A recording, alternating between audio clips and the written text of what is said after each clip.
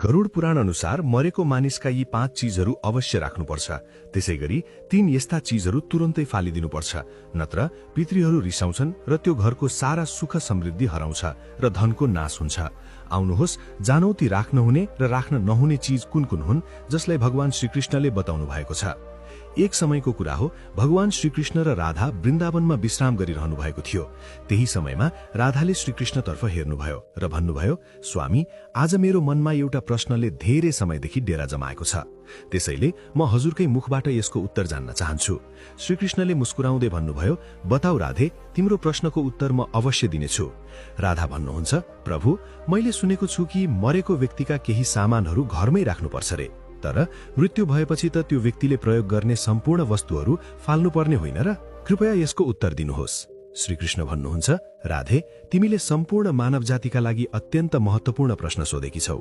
मानिसको निधनपछि पनि शास्त्रका केही नियम र मर्यादाहरू हुन्छन्, जसलाई अवश्य पालन गर्नुपर्छ। मृतक व्यक्तिले प्रयोग गर्ने 5 वटा सामानहरू हुन्छन्, जसलाई भुलेर पनि फाल्नु हुँदैन, र त्यस्तै 3 वटा सामान चाहिँ मृत्यु हुने बित्तिकै घरबाट हटाउनु आवश्यक हुन्छ, किनभने ती सामानहरू सिधै पितृको सन्तुष्टिसँग जोडिएका हुन्छन्।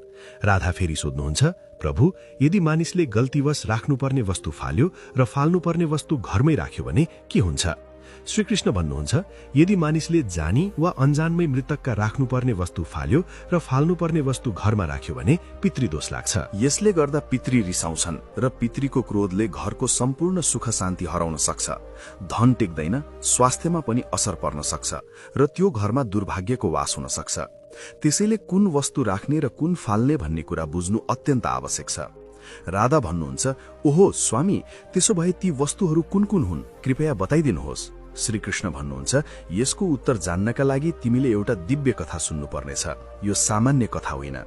जसले पनि यस कथालाई ध्यानपूर्वक अन्त्यसम्म सुन्छ, पितृको कृपाले उसको घरमा सधैँ सुख शान्ति रहन्छ र धन सम्पत्तिको कहिल्यै कमी हुँदैन। राधा भन्नुहुन्छ, प्रभु, त्यो दिव्य कथा सुरु गरिदिनुहोस्, जुन सबैले सुन्न आवश्यक छ। साथीहरू, श्रीकृष्णले कथा वाचन गर्नु अघि यस भिडियोलाई लाइक गर्नुहोस् र च्यानललाई सब्स्क्राइब पनि गर्नुहोस्। साथै कमेन्टमा जय श्रीकृष्ण पनि लेख्नुहोस्। त्यसपछि श्रीकृष्ण भन्नुहुन्छ, धेरै पुरानो युगको कुरा हो। एउटा गाउँमा एक अत्यन्त वृद्ध महिला बस्थिन्। उनको नाम जमुना थियो। केही वर्ष अघि घर पहिरोले पुरेर उनको श्रीमान र छोराछोरीको दुःखद निधन भएको थियो। त्यसैले उनी अहिले घरमा एक्लै थिइन्। त्यो घटनाले उनको मनमा गहिरो पीडा र डर छोड्यो र उनी आफ्नो घरमा अतीतको सम्झनामा मात्र बाँचिरहेकी थिइन्। त्यसैले उनलाई सहारा दिने कोही पनि थिएन।